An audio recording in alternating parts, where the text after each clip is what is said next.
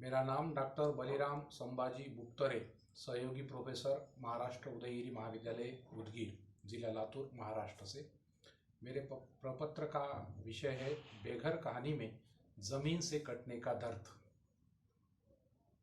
बेघर यह कहानी प्रवासी भारतीय लेखिका अचला शर्मा द्वारा लिखित है। इसमें लेखिका ने अपने अनुभवों के आधार पर बताया है कि मनुष्य अपनी जमीन से, मिट्टी से तथा रिश्ते नातों से कटने के बाद किस तरह से द्वंद्व में फंस जाता है। आधुनिक युग भौतिक साधनों का युग है। इस युग में हम यंत्रों की तरह दौड़ रहे हैं। हम अपने करियर के पीछे इतने दौड़ रहे हैं कि हमारे रिश्ते नातों को भी भूलते जा रहे हैं।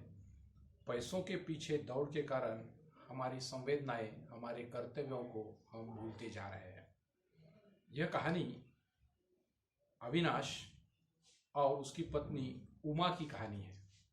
अविनाश इंजीनियर है और वह लंदन में कंप्यूटर इंजीनियर इस ओहदे पर रहता है।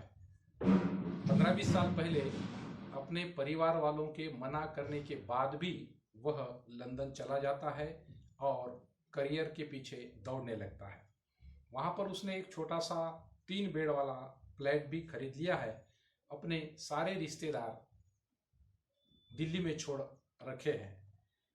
यह कहानी फ्लैशबैक पद्धति के द्वारा अविनाश के मन के द्वंद्व को चित्रित करती है। 5 साल पहले जब पिताजी की मृत्यु हुई थी, उस समय अविनाश को पिताजी के अंतिम दर्शन भी नसीब नहीं हुए। वह 5 दिन के बाद जब अपने पिताजी के दर्शन जब अपने गांव वापिस आता है, तब सारे परिवार वाले उस पर व्यंग करते रहते हैं, उसकी बदकिस्मती पर कोसते रहते हैं। इस कहानी के माध्यम से लेखिका ने बताने का प्रयास किया है कि लंदन में रहकर भी अविनाश को वहाँ की हवा राज नहीं आती। वह एक तरफ उसके मन में अपने वतन के प्रति, अपने मिट्टी के प्रति लगाव है, तो दूसरी तरफ अपनों से बिछड़ने का दर्द भी उसके मन में है। वह बेचैन है। उसको अपना देश भी अच्छा लगने लगता है जब वह जवान बेटी का बाप बन जाता है। लंदन के संस्कार, बेटी का बाहर घूमना, पार्टियों में शराब पीना, इन सारी बातों से वह परेशान है।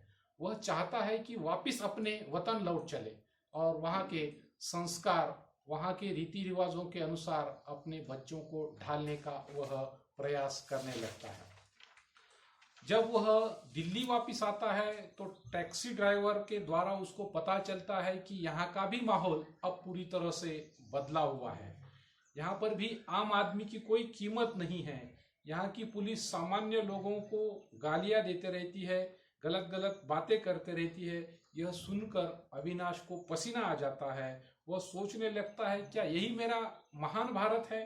क्या यही देश मेरे देश के संस्कार है, संस्कृति है, जिससे आकर्षित होकर मैं लंदन से यहाँ चला आया था? अपने देश में वह अपने लोगों के बीच अपने आप को बेघर महसूस करने लगता है। एक तरफ तो वह पाश्चात्य संस्कृति के विकृति से तंग आकर अपने देश में बसने के लिए आता है। उसका मन घायल हो जाता है और इस प्रकार से उसके द्वंद्व का चित्रण इस कहानी में व्यक्त हुआ है। धन्यवाद।